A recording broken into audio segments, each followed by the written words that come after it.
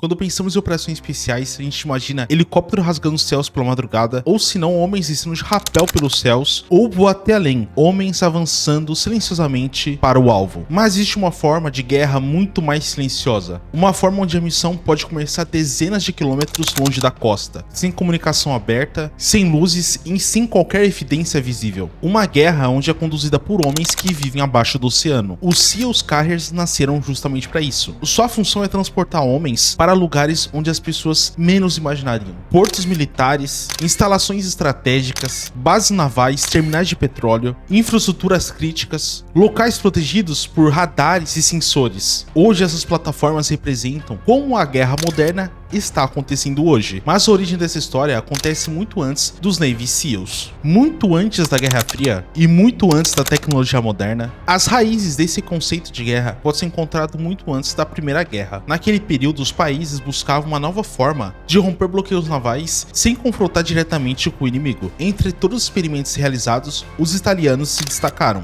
Em 1918, os italianos utilizaram equipamentos rudimentares para aproximar de navios austro-húngaros. O sucesso dessas operações deu bastante sucesso porque era algo completamente novo. Um pequeno grupo de homens que poderiam destruir diversas embarcações sem dar um único tiro. A ideia continuou evoluindo para as próximas guerras. Na década de 1930, a marinha italiana começou a investir pesado em operações especializadas de assalto subaquático. O resultado do desenvolvimento foi os famosos torpedos tripulados. Entre eles estava o Siluto e l'Entra Corsa, conhecido popularmente como Maiale. O veículo permitia que dois navegadores navegassem lentamente até o alvo. Quando chegavam até o alvo, fixavam um dispositivo de explosivo e retiravam-se do local. A fama desse sistema cresceu muito durante a Segunda Guerra Mundial. Em dezembro de 1941, os operadores italianos se infiltraram no porto de Alexandria, no Egito. Ali estavam ancorados dois importantes encouraçados britânicos, o HMS Queen Elizabeth e o HMS Valiant. As cargas explosivas foram penduradas no casco e horas depois foram explodidas. A operação entrou para a história, mas o que tira disso foi totalmente a questão estratégica. As grandes marinhas modernas entenderam que a grande guerra naval estava mudando. Não bastava proteger mais os navios com armas e blindagem. Agora existia uma ameaça invisível. Uma ameaça que podia surgir silenciosamente debaixo d'água. Britânicos, americanos e soviéticos começaram a estudar cuidadosamente essa estratégia. O conceito de infiltração subaquática deixou de ser curiosidade. Estava nascendo uma nova forma de combate. Uma nova forma de combate que depois de décadas levaria ao desenvolvimento dos SEALs Carriers. Após o fim da Segunda Guerra, o mundo entrou em uma nova era. Os antigos aliados transformaram em adversários. Os Estados Unidos e a União Soviética iniciaram uma disputa global que ficaria conhecido como Guerra Fria. Embora as duas superpotências mundiais nunca tenham disputado diretamente, a competição praticamente ocorria entre todos os campos, como por exemplo a tecnologia, espionagem, guerras nucleares, influência política, e nesse ambiente as informações se tornaram tão importantes quanto tanques e aviões de guerra. Conhecer as capacidades do adversário podia fazer a derrota virar vitória e vice-versa. Era necessário monitorar bases militares, mapear instalações costeiras, identificar radares, estudar portos e analisar rotas marítimas. Muito dessas espionagens não podiam ser feitas por satélites e muito menos por aeronaves. Em diversas situações, tinha que colocar homens em locais de interesse. E foi nesse contexto que nasceu a primeira unidade moderna de operações especiais marítima dos Estados Unidos. Inicialmente, eles ficaram conhecidos como Underwater Demolition Teams, os famosos UDITs. Esses grupos foram especializados para reconhecimento em praia, remoção de obstáculos e operação de mergulho. Posteriormente, a experiência acumulada se tornaria os Navy SEALs. A combinação entre submarino e operações especiais parecia perfeita. Os homens das forças especiais até o inimigo. Mas ainda existe um problema. Como transportar os operadores do submarino até o objetivo? Nadar longas distâncias não seria um ponto tão forte. O desgaste físico era grande e também o alcance era limitado. A resposta veio através dos primeiros SEAL Delivery, ou conhecido como SDVs. Esses pequenos veículos submersíveis funcionavam como plataforma de transporte para as forças especiais. Agora a equipe podia ser lançada a dezenas de quilômetros longe da costa. Os operadores mantinham-se dentro do veículo durante a maior parte da infiltração. Agora a navegação estava muito mais rápida e também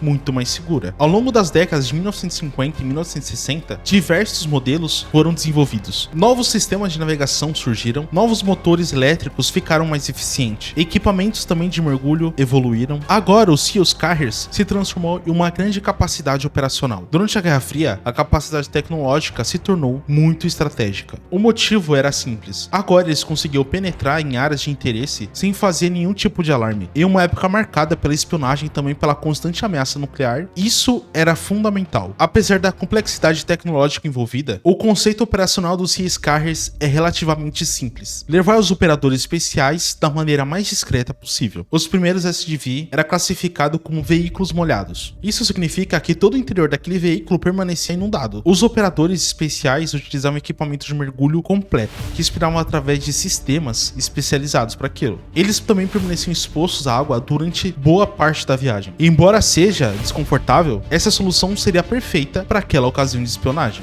E esse veículo, os SDVs, tinham uma enorme vantagem. Eles eram muito mais leves, fáceis de transportar e relativamente simples de se operar. Por outro lado, existiam certas limitações, porque quando você fica exposto à água fria, você tem um problema, a hipotermia. A redução da capacidade física dos operadores em missões longas podiam desempenhar muito mal a equipe. Uma operação típica ainda acontece dentro do submarino. Os operadores recebem a última informação de inteligência, verificam equipamentos, conferem rotas de navegação, analisam condições meteorológicas. Quando chega o momento adequado, o veículo é preparado para o lançamento. Em muitos casos, o processo acontece através do Dry Deck Shelter, conhecido como DDS. Trata-se de um compartilhamento instalado na parte externa do submarino. Ele funciona como se fosse um hangar submerso. Dentro dele fica armazenados equipamentos e o veículo daquela missão. Quando o submarino alcança a área designada, o compartimento é inundado. As portas são abertas e a equipe inicia sua infiltração. A partir desse momento, acontece a parte mais delicada dessa operação, e a navegação acontece normalmente à noite. O objetivo de cada operação é não ser detectado. Os operadores precisam evitar embarcações civis, patrulhas militares, sensores costeiros,